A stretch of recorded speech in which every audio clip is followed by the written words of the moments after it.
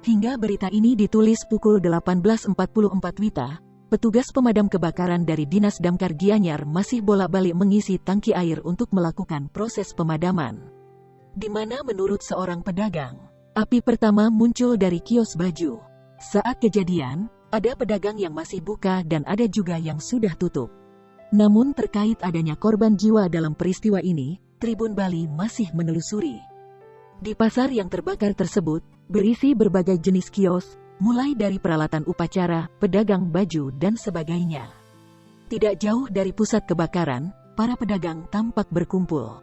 Mereka menangis, bahkan ada yang sampai tidak bisa bicara karena mengetahui barang dagangannya sudah ludes dilalap api.